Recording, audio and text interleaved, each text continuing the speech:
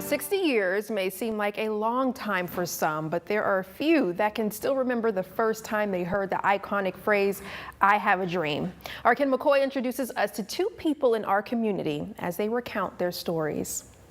I am happy to join with you today in what will go down in history as the greatest demonstration for freedom. I didn't understand the full implication, but having been reared in Tuskegee, Macon County, Alabama, I did have a sense of what the march was all about. I wasn't totally out of sync.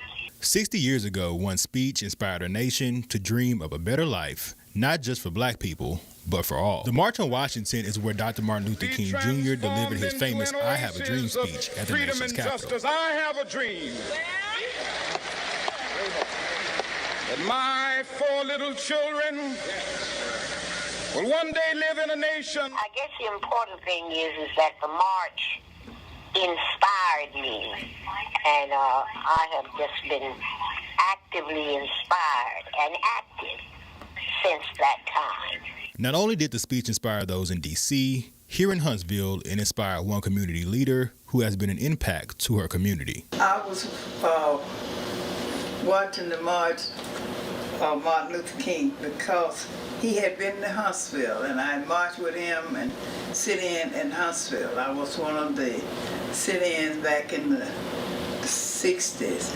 Tony, a civil rights activist, knows a thing or two about the fight for equality. Somebody had to do it to make a change for us, and I was one of the marchers during the daytime, and I did the sit-ins.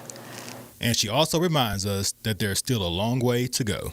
We still got to march, because we're not there yet. And I don't know how long it's going to be, because some things now look like we have lost a lot that we had progress in making in the day when I came along.